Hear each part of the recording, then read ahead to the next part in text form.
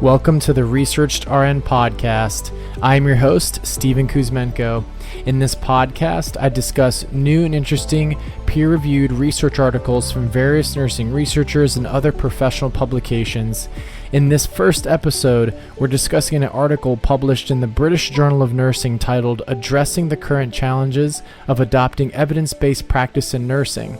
It's authored by Helen Kerr and Deborah Rainey. So the aim of this article was to explore the current position of evidence-based practice in nursing by providing an overview of the historical context and the emergence of evidence-based practice, along with an outline of the evidence-based process. Now, if you are a nursing leader, nurse educator, bedside nurse, really any role that you play in the care team, whether you work in a hospital, long-term care facility, clinic, you should be aligning yourself with evidence-based practice. It's been suggested that the idea of the delivery of care based on evidence goes all the way back to the 1800s with Florence Nightingale. As she was tracking patient outcomes, she associated with outcomes with certain interventions. She chose the interventions that were associated with better outcomes, which is evidence-based practice. In the more modern world, the concept of evidence-based medicine came from researchers at McMaster's University in Canada who redefined the practice of medicine to move from a culture solely based on clinical experience to one that includes more medical evidence. And the phrase of evidence-based medicine was coined by Gordon Goyat in 1991. So you're probably still working with people that went to school before the term evidence-based medicine was even coined.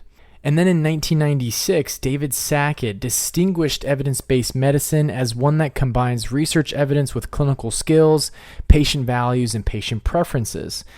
And in the 1990s is when evidence-based practice really evolved in the nursing profession.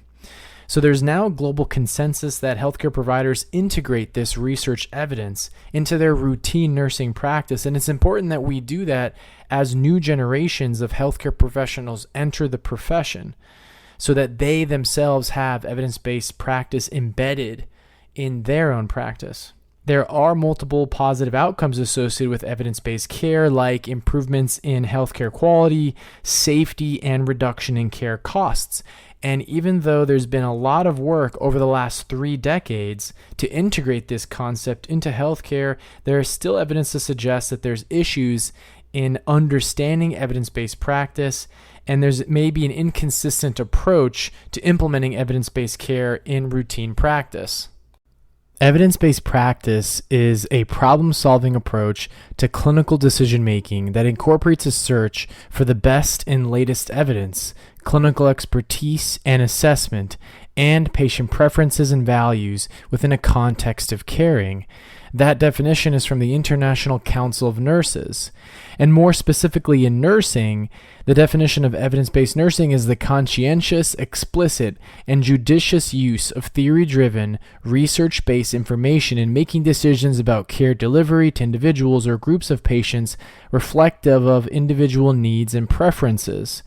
Nurses need to learn how to gather evidence and put this knowledge into everyday practice. But unfortunately, not all evidence is robust or reliable, so nurses need to be able to identify the best available evidence and making sure that they're also taking into account the needs and preferences of the healthcare consumer, which is the patient, in addition to their own expertise and clinical judgment, because that's important in ascertaining the feasibility of that evidence for that particular situation. We know that the rationale for adopting evidence-based approach in nursing practice is to enhance the quality of care for patients and improve outcomes. The components of evidence-based practice include 3 key points: the best available external evidence from published research, clinical expertise, and patient values and preferences. Each component is limited unless it's combined with the neighboring components. So the first one, best available external evidence. This is the first component. It involves sourcing, appraising, and implementing the best available external clinical evidence. This can come from randomized control trials, other scientific statements, or studies that are descriptive or qualitative in nature, and case reports. The second, being clinical expertise, really comes from the proficiency and the judgment that we develop through our nursing practice, the knowledge and skill sets that you develop. And this does take time. So if you're a new nurse, you got to give yourself time. Nothing can replace real world experience, but ask questions.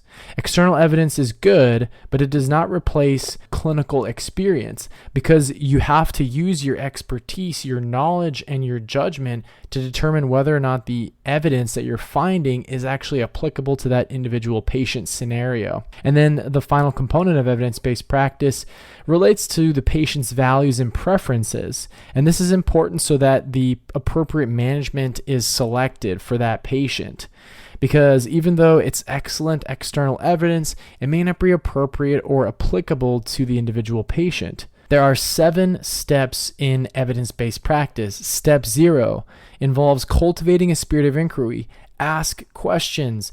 It's important that we have an inquisitive approach to nursing practice. Step 1, finally, involves developing a focused PICO-T question.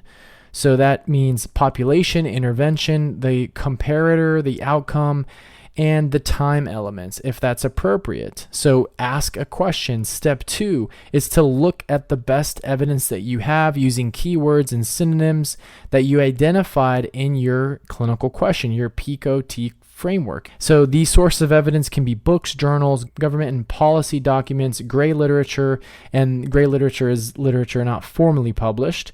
Step 3 would be critically appraising the evidence that you found in step 2. And registered nurses need to be able to evaluate the strengths and weaknesses of all these sources of information or evidence to determine the merit and its use in practice.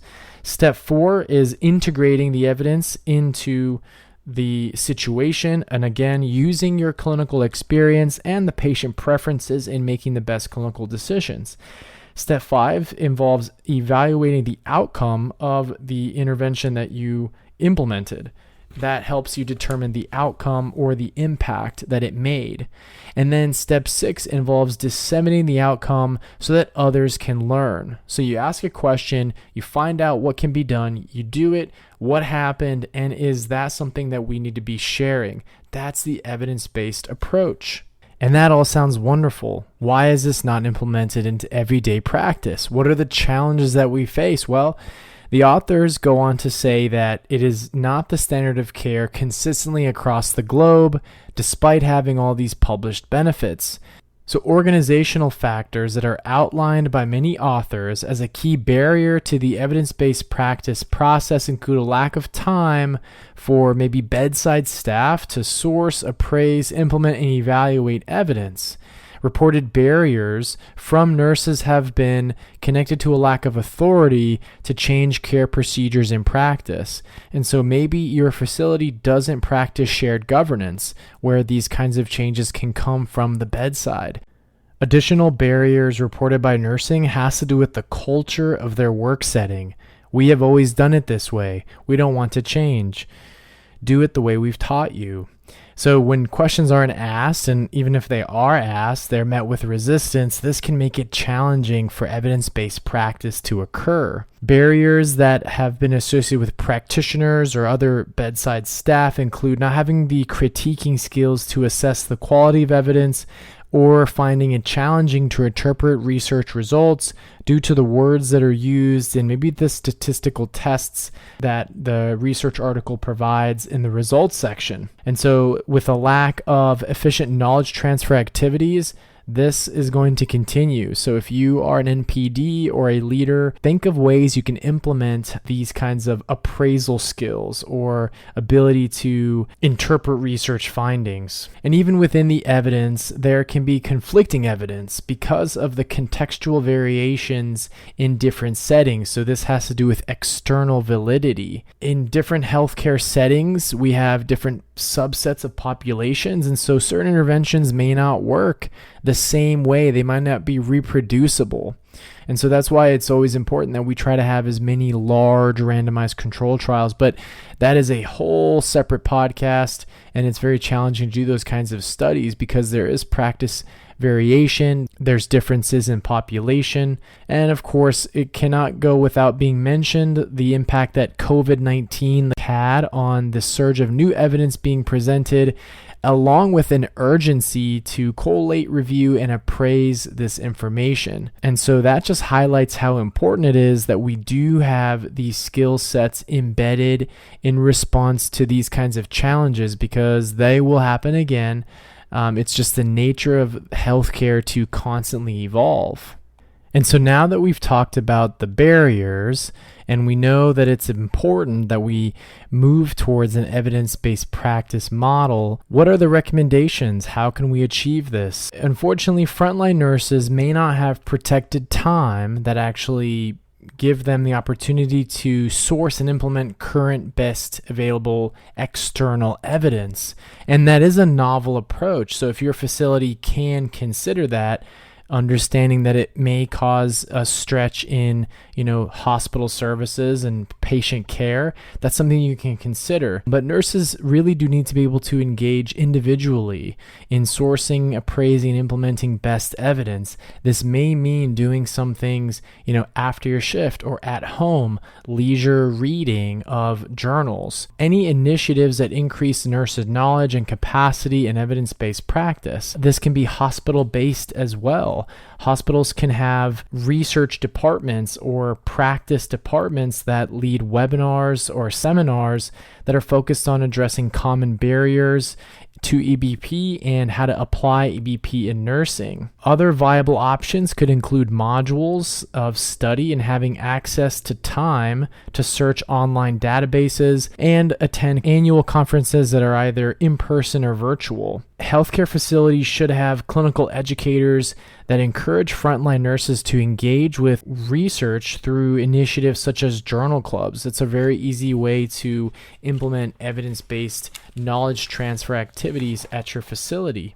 Knowledge transfer is defined as the process through which research knowledge is created, circulated, and adopted into clinical practice. So there is one knowledge transfer and exchange model that's mentioned in this article called the evidence-based model for the transfer and exchange of research knowledge, otherwise referred to as MTREC. The highlights of this model include ensuring that the message outlines the impact on the nurse. The message needs to be accessible, credible, and actionable. So what is the intervention? Why does it have to happen? Why does the change have to take place? And also having the ability to market or disseminate the research findings through diverse activities like social media. The last part of this article talks about the pre-registration or pre-licensure nursing programs and how it's important that those facilities do have initiatives and have evidence-based practice embedded in the curriculum. We know that a knowledge and application of research methods is important in these pre-licensure programs to set them up for success. But myself, I work in a hospital, so I know that this is something that I need to continue to work on, because the authors go on and say this, is that despite these initiatives being embedded in the curriculum of pre-licensure programs, there is still a challenge that nurses face, primarily in recognizing the relevance of evidence-based practice to their own clinical practice.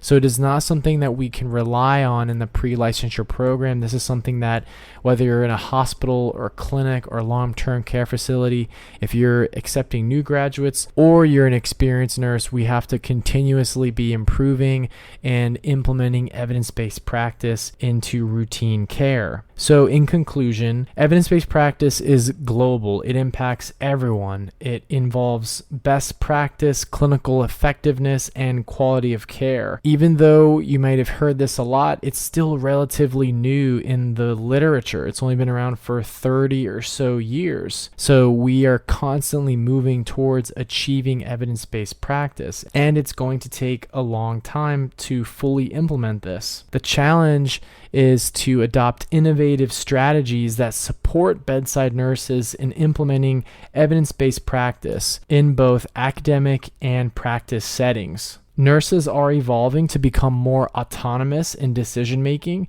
and clinical judgment skills. And so it's important that they also have the ability to appraise, implement, and evaluate evidence, because all of this is intended to ensure that we are constantly improving patient outcomes. The COVID-19 pandemic really highlighted the importance that we need in establishing evidence-based practice and skills surrounding evidence-based practice in routine nursing care, because of the urgency that we needed to appraise rigorously lots and lots of evidence-based literature coming through. Through these interventions, you can contribute each and every day to making the nursing profession more autonomous in decision-making, so that significant contributions can be made to maximize great patient outcomes. And that concludes the first episode of the Researched RN podcast, your virtual journal club on the go. I am your host, Steven Cuzmenco.